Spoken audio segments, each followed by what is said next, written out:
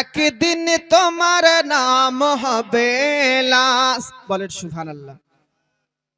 একদিন আমার নাম হবে লাশ, একদিন তোমার নাম হবে লাশ। সাদা কাফন পড়বে দেহ, রবে না আর আপন কেহ। সাদা কাফন পড়বে দেহ, রবে না আর আপন কেহ। বন্ধ হবে রে নিঃশ্বাস,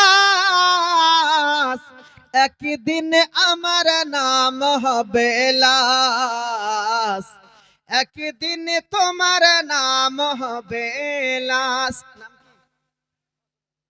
মা জননী আমার, এ মায়েদের সামনে খুব সুন্দর একটা গজল শোনাবো। তো মা বোনেরা 200 টাকা নয় 500 টাকা করে টাকা 20 জন মায়ের কাছে আমি চাইছি, বেশি নয়। কারণ আমার পরে সারা পশ্চিমবঙ্গের তরুণ ও দারুণ তরুণ তেজস্বী একেবারে সুবহানাল্লাহ, নারায়ে তাকবীর, নারায়ে রিসালাত, মাসলাকে আলা হযরত সাহাবুল ভাই সাহেব আমার 1000 টাকার দাতা, জোরে বলেন জিন্দাবাদ। এই দেখেন আরেকজন, আচ্ছা আচ্ছা আচ্ছা, আরেকজন মা আমার দিয়েছে 100 টাকা। আচ্ছা, আমি তো অন্য স্টেজের মতো 10,000 20,000 করে চাইনি গো ভাই। আমি এলাকায় আপনাদের মায়েদের তরফ থেকে আরেকজন মা আমার 100 টাকা। আপনাদের এই এলাকায় আমি প্রথম এসেছি ভাই, এজন্য আপনাদের এলাকার পরিবেশ অবস্থা সম্পর্কে যদিও আমি অবগত নয়, তারপরও আপনাদেরকে নবীর আশিক ভেবে মায়েদের দিক থেকে আর 100 টাকা। মায়েদের দিকেই যে মনে হচ্ছে যে বেশি হয়ে যাচ্ছে। ও আব্বাজি আসেন, চটচট করে দিয়ে যান। তো অন্যান্য স্টেজে 10,000 20,000 করে চাইলে আপনার চাইতে দেরি হয়, কিন্তু দিতে দেরি হয় না ভাই। তো আপনাদেরকে আমি সেই নবীর আশিক ভেবে আল্লাহর মায়েদের দিক থেকে সুবহানাল্লাহ, দেখেন 300 টাকা দিয়েছেন একজন মা জননী আমার। পয়েন্ট কি মায়েদের দিকে ঘুরিয়ে দেব?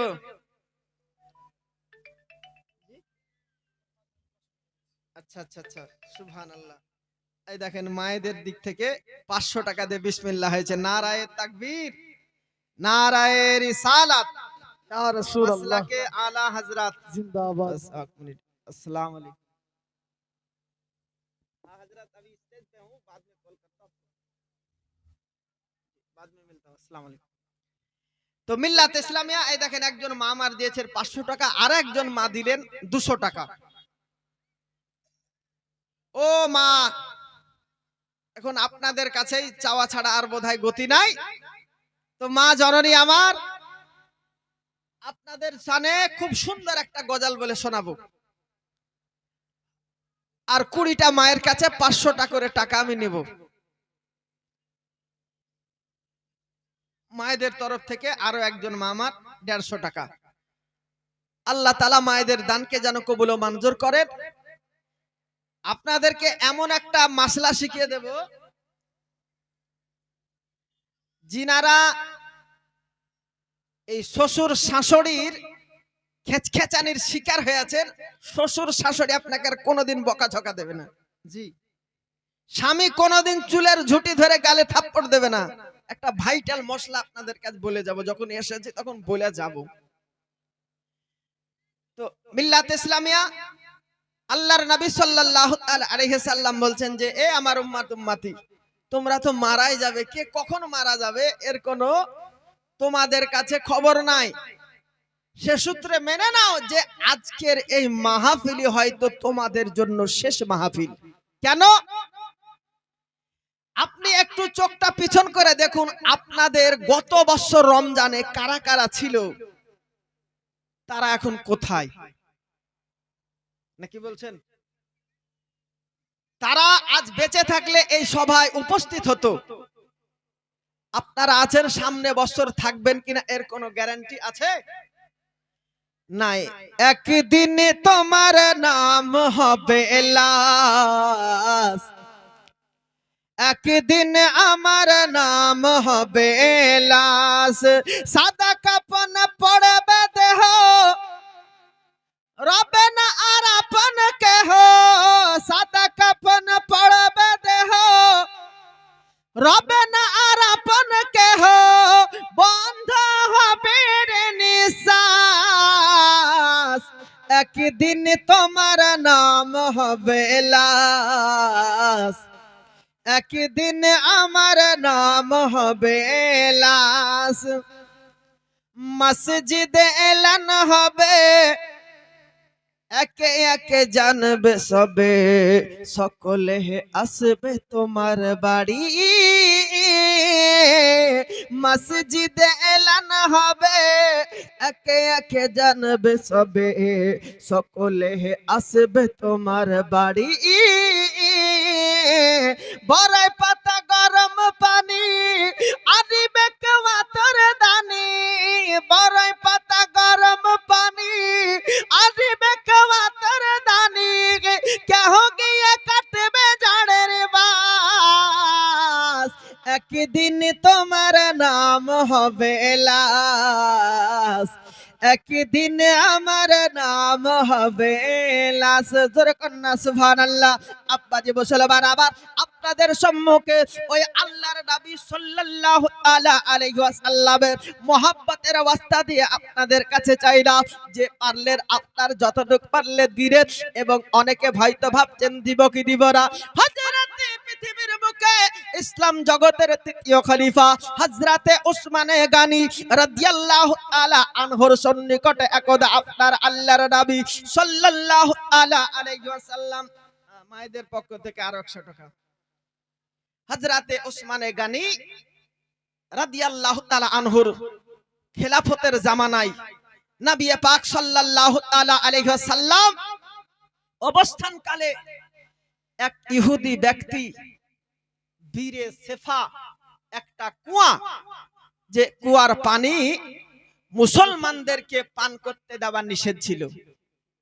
মুসলমানদেরকে ওই কুয়ার পানি পান করতে দেওয়া হতো না।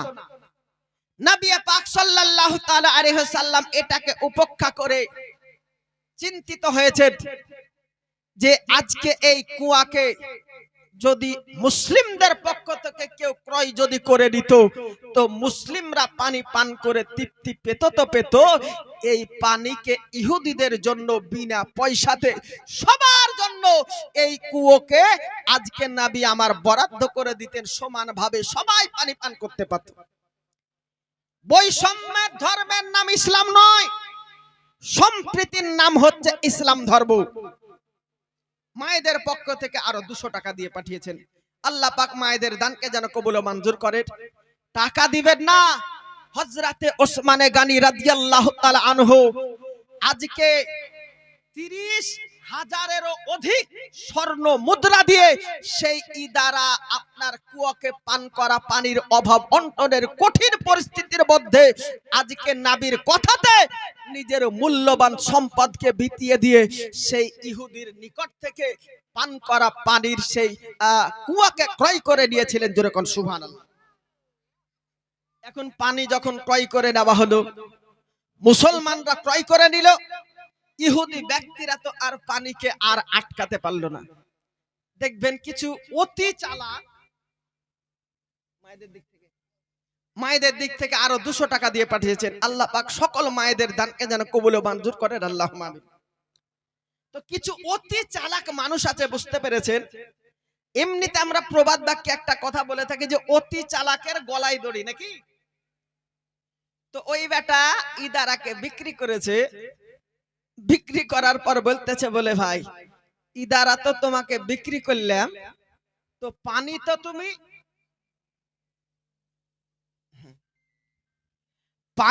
তুমি ইদারা তো ক্রয় করেছো, পানি ক্রয় করনি, তো তোমাকে এই পানির আলাদা ভাড়া লাগবে। চিন্তা করেন কত বুদ্ধি খাটাচ্ছে। তখন সেই ক্রেতা বলতেছে পানির ভাড়া নেবে,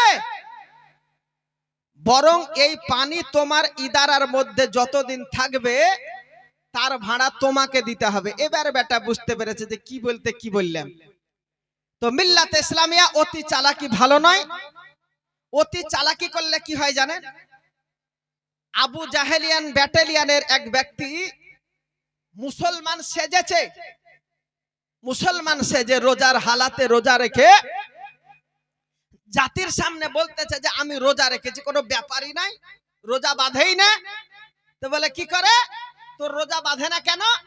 বলে নদীতে যখন গোসল করতে যায় তো ডুব দিলে ঢক ঢক ঢক ঢক করে 2-4 বার পানি মেরে দিই। তো পানি যদি ওর ডুব দিয়ে গিলে ফেলে তো তার রোজা বাঁধবে? রোজা তো ভাঙবে। কত বেটা চালাক, চিন্তা করেন। তো জাতির সামনে বলতেছে যে রোজা তো খুব সোজা, আর তোমরা রোজা রাখো না। তো বলে কি করে তোর রোজা সোজা হয়? বলে এই ব্যাপার, পুকুরে ডুব দিতে যায়, যেমনি ভিতরে যায় ঢক ঢক করে 2-4 বার মেরে দিই।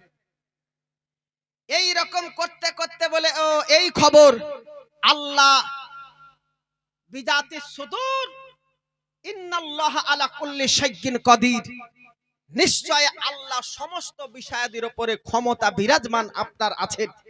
এবার ওই বান্দাকে বলতেছে এই ব্যাপার মস্করা আমার সংবিধানের প্রতি। এবার এর সাথে দেখ, ওই বেটা প্রত্যেক দিনের ন্যায় রোজা রাখার হালাতে পানির মধ্যে ডুব দিয়েছে, আর হা করে যেই ঢক ঢক করে মারা অভ্যাস গিলতে যাবে, এই দুই পাশে দুটো কাটা আর পিছনে একটা কাটা বিশিষ্ট মাছ। এই মাছটাকে কি বলেন? ট্যাংরা মাছ। দুই দিকে আপনার এই তালোয়ারের মতো শাট করেছে, আর সিট ডাড়ার উপর একখানা তালোয়ার খাড়া করে দিয়ে ওই যে পানি ঢোক মারতে যাবে আ করছে, বুঝতে পেরেছেন? এবার কি হবে বলেন? তো বলে আমার সঙ্গে যে যেমন চালাকি করবে তাকে আমি তেমন ভাবে শায়েস্তা করব। আপনারা শোনেননি যে ন্যাংড়া মশা দিয়ে আজকে নমরুদের মতো প্রভাবশালী বাদশাকে শায়েস্তা করে দিয়েছেন আমার আল্লাহ। মিল্লাত ইসলামী আমার পৃথিবীর বুকে আল্লাহ পাক রব্বে কায়নাত এই যে রমজান মাসকে দেখতেছে, এর চাইতে কঠিন অবস্থার মধ্যে রমজান মাস আপনার কিনা ছিল, আপনারা শুনলে অবাক হয়ে যাবেন। পৃথিবীর বুকে সাহাবে রাসূল হযরতে সিরমা বিন কাইস, কি নাম বললাম?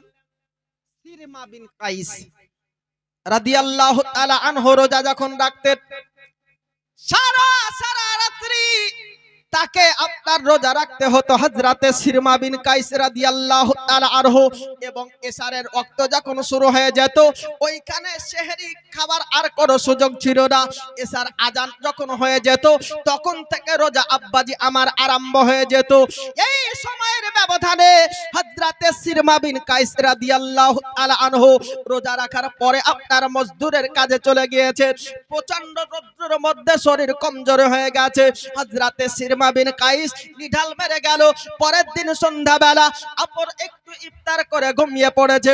ওনার বিবি যখন জাগিয়ে দিলে বলে ওগো আমার প্রাণপ্রিয় সাহাবী, এই যে রোজা আপনার শুরু হয়ে গেছে, আর আপনার সেহরি খাওয়া যাবে না। এশার আজান হলেই সেহরি খাওয়া বন্ধ হয়ে যেত, নিজের বিবির কাছে যাওয়া বন্ধ হয়ে যেত। এটা একটা দিক হলো। হযরতে ইসলাম জগতের দ্বিতীয় খলিফা, খলিফাতুল মুসলিমিন, আমিরুল মুমিনিন হযরতে ওমর রাদিয়াল্লাহু তাআলা আনহু আপনার সমসাময়িকের একটা ঘটনা পাওয়া গিয়েছে যে ওমর রাদিয়াল্লাহু তাআলা আনহু রাত্রি কালে রোজা থাকার কারণবশত নিজের বিবির কাছে আপনার কিনা মিলিত হতে পারতেন না। অন্য অন্য সাহাবে রাসূল পর্যন্ত নিজের বিবির আপনার জুদাই সহ্য করতে পারতো না, নিজের বিবির সঙ্গে শারীরিক সম্পর্ক করতে আপনার কিনা পারতো না। এই মর্মে সমস্ত সাহাবীদের মনটা যখন মলিন হয়ে গেল, আল্লাহর নবী সাল্লাল্লাহু আলাইহি ওয়াসাল্লাম সমস্ত বিষয়কে আপনার উপেক্ষা করলে চিন্তায় চিন্তিত হলো। আল্লাহর পক্ষ থেকে ওহী অবতীর্ণ হয়ে গেল, উহিল্লা লাকুম লাইলাতাস সিয়ামির রাফাসু হুন্না লিবাসুল লাকুম ওয়া আনতুম লিবাসুল লাহুন্না। জোরে বলেন সুবহানাল্লাহ। নিসার আয়াত অবতীর্ণ হয়ে গেল, বলে জগৎবাসী তোমাদের জন্য সারা সারা রাত্রি পানাহার করা এবং নিজের বিবিদের কাছে শারীরিক সম্পর্কের ইজাজত আমি রাসূলুল্লাহ দিয়ে দিলাম। জোরে বলেন সুবহানাল্লাহ। তাহলে ওই যে অবস্থা কত কঠিন ছিল রোজা, বলেন তো।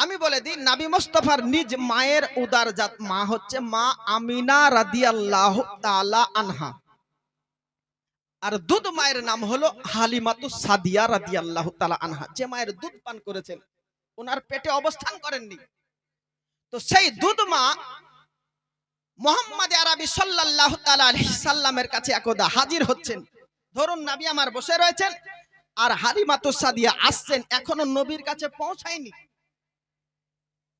আজকে যে হালিমাতুস সাদিয়া আসছেন, ভালো করে বুঝুন, হালিমাতুস সাদিয়া কে নিজ মা না দুধ মা? কথা বলেন।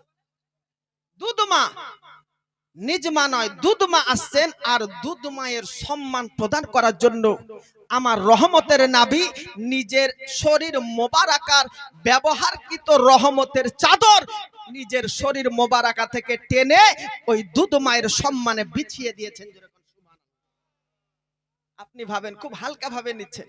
এখন ধরে নেন এখানে মুখ্যমন্ত্রী মমতা ব্যানার্জি বসে আছে, আর আপনাদের মনসুরপুর কোন গ্রামবাসীর জন্য যদি নিজের ব্যবহারকৃত চাদরকে বিছিয়ে দিয়ে বলে বলে তুমি আমার পছন্দের এখানে এসে বসো, এটা সহজ ব্যাপার ভাবছেন নাকি? যদি মুখ্যমন্ত্রী প্রধানমন্ত্রীর এই চাদর বিছিয়ে দেওয়াটাই যদি সহজ ভাবে না নেন, তো যিনি গোটা ভারতের নয় গোটা পৃথিবীর প্রধানমন্ত্রী, আল্লাহর পরে পরে সম্মানের দিক থেকে যার স্থান, সে নবী আমার যদি দুধ মায়ের জন্য নিজের ব্যবহারকৃত শরীরের চাদরকে বিছিয়ে যদি দেয়, তো আপন মায়ের সম্মান কেমন করা দরকার। এটা একটা দিক। বৈজ্ঞানিক মাইকেল হার্ট বলছে, এজন্য নবীর চরিত্রকে আমি সর্বপ্রথম আগে জায়গা দিয়েছি। পাঠকরা পড়বে যেন আরো ভালো কিছু পড়ার প্রত্যাশা নিয়ে আবার পুনরায় পড়তে থাকে। দ্বিতীয়ত বলে, ওই যে মা হালিমাতুস সাদিয়া এক স্তনে দুগ্ধ পান করিয়েছেন, আর অন্য স্থানে দুগ্ধ নবী আমার কোনোদিন মুখ লাগাননি। মা হালিমাতুস সাদিয়া ওই চাদরে আসে আপনার অবস্থান কালে সাক্ষাৎ করার সময় বলতেছে, বলে বেটা মুহাম্মদ, তোমার কাছে একটা বিষয় জানার আছে। কি? বলে, তুমি আমার স্তন থেকে যখন দুগ্ধ পান করতে, একটা স্তনে দুগ্ধ পান করেছো, অন্য স্থানে দুগ্ধ পান করার বারংবার চেষ্টা করেছি, পান তো করোইনি, মুখেই নাওনি, ঘটনাটা কি? বলে, এমনিতে নিলে নবী আমার এড়িয়ে যেতে চাইলেন, কিন্তু নাছোড় বান্দার মতো হালিমাতুস সাদিয়া জানার প্রবণতা নিয়ে এসেছেন। বলে, না বেটা মুহাম্মদ, আজকে তোমায় বলতে হবে, পৃথিবীবাসীর শিক্ষার দরকার আছে। তখন নবী আমার বললেন, বলে মা, আজকে নীতিমালার শিক্ষক হয়ে, আজকে নীতিবান হয়ে বিশ্বের মুসলমানদেরকে নীতি শিক্ষা দেওয়ার জন্য, বিবেকের শিক্ষা দেওয়ার জন্য, ঐক্যের প্ল্যাটফর্মে একত্রিত করে জান্নাত পর্যন্ত নিয়ে যাবার জন্য আমি পৃথিবীর নীতিমালার শিক্ষক হয়ে পৃথিবীতে এসেছি। তো নীতিহীন কর্ম আমি কি করে করতে পারি? আমি জানি যে আমার যেমন একটা হক আছে, তোমার স্তনের আমার দুধ ভাইয়েরও একটা হক আছে। এজন্য একটা স্তন থেকে মা আমি দুগ্ধ পান করেছি, অন্য স্তনের দুগ্ধটা আমার দুধ ভাইয়ের জন্য রেখে দিয়েছি। জোরে কর সুবহানাল্লাহ। আজকে দুঃখ লাগে যে চাচতো ভাই নাই, ফুফাতো ভাই নাই, মামাতো খালাতো ভাই নাই, মায়ের পেটের ভাই হওয়ার পরে দুধ ভাইয়ের নয়, সৈসতলা ভাই নয়, নিজের এক পাপের উরুসের তৈরি আজকে সন্তান হওয়ার পরে, এক মায়ের পেট থেকে জন্ম নেওয়ার পরে অন্য ভাইয়ের জমিকে দখল করে দিয়ে আজকে সেই ভাইয়ের হককে মেরে দিয়ে জমিকে আত্মসাৎ করে নি। এই অসুখ বোধে আপনাদের এই মনসুরপুরে নাই নাকি? কারো সাথে মিলে যদি ভাই যায় তো রাগ করিয়েন না। জি, বাস আপনাদেরকে বোঝানোর জন্য কথাটা বলছি। কারণ হকদারের হককে নষ্ট করলে কি হয় জানেন? আমাদের পার্শ্ববর্তী গ্রাম মধুপুর, আজ থেকে 7 থেকে 8 বছরের ঘটনা, গোটা এলাকার মানুষ সাক্ষী আছে ভাই। তো কবরের মধ্য দিয়ে ধোঁয়া উঠেছিল, ধোঁয়া, জোরে বলে সুবহানাল্লাহ। দিবালোকে আকাশ গগনের নিচে সকলে দেখেছে যে কবরের মধ্যে দিয়ে ধোঁয়া উঠেছে, ধোঁয়া। আলেমকে ডেকে দোয়া করা হয়, কবরের ধোঁয়া বদ্ধ হয়নি ভাই। পীরকে ডেকে দোয়া করা হয়েছিল, কবরের ধোঁয়া বদ্ধ হয়নি। হাজি গাজী সকলকে সমবেত করে দোয়া করা হয়েছিল, কবরের ধোঁয়া বদ্ধ হয়নি রে ভাই, কোনো বানাওয়াটি কথা বলছি না, আপনারা চাইলে যাচাই বাছাই করতে পারেন। তো এক পর্যায়ে জিজ্ঞাসা করা হলো, বলে এই মানুষটার অকুপেশন কি ছিল, এই মানুষটার আজকে পার্থিব জীবনে চলাবালা এক না জানি কেমন ছিল, যে যার কবরের মধ্যে দিয়ে ধোঁয়া উঠতেছে। বলে ভাই তার দুটো সংসার ছিল, তার স্থাবর অস্থাবর সমস্ত ধন সম্পদ এই পরপক্ষের ছেলে মেয়েদের মধ্যে লিখে দিয়েছে, আর প্রথম পক্ষের ছেলে মেয়েদের জন্য কিচ্ছু রাখেনি। আর এই জন্য হকদারের হককে মেরে দেওয়ার জন্য এই অবস্থা।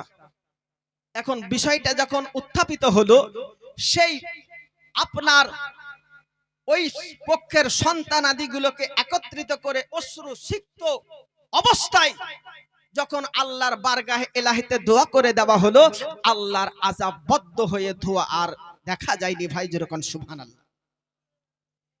হকদারের হককে নষ্ট করা যাবে না ভাই। এখন আপনি হয়তো বলবেন, বলে বেটা বহুর উপর রাগ করে অন্য ছেলেকে লিখে দিয়েছি। আরে রাগ করে যদি আপনি কবরে যান, তো আপনি অ্যাডভান্স তো লাদনা খাবেন নাকি? রাগ করা হচ্ছে, এটা মুমিনের পরিচয় হতে পারে না, এ তো শয়তানের খাসিয়ত।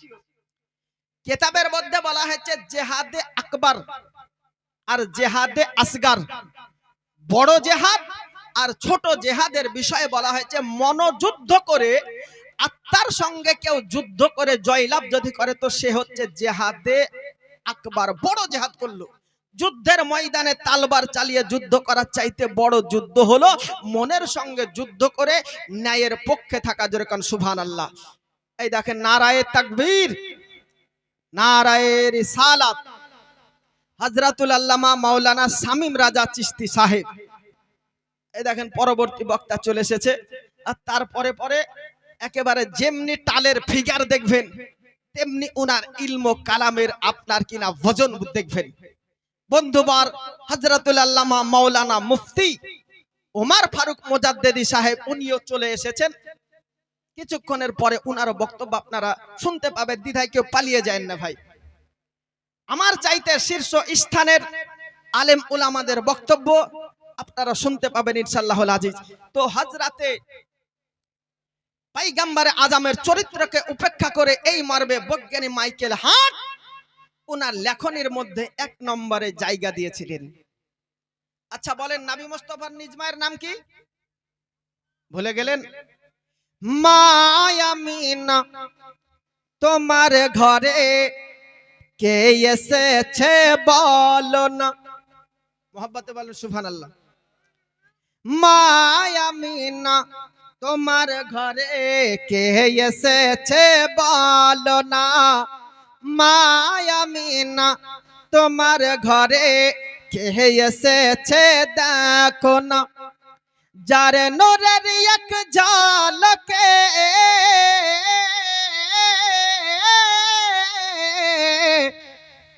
যার নূরের এক ঝলকে চমকাই মক্কা মাদিনা, মা আমিনা তোমার ঘরে কে এসেছে বলো না, নামে মুহাম্মদ লিখা আছে কোরআনে বেদ পুরাণে, জোরে বলেন সুবহানাল্লাহ। আমার আকা মুস্তাফার নাম শুধু কোরআন শরীফের মধ্যে আছে এটা আপনি ভাবিয়েন না, এই নবী মুস্তাফার নাম তৌরাত আপনার জবরের মধ্যে আছে, বেদের মধ্যে আছে, পুরাণের মধ্যে আছে।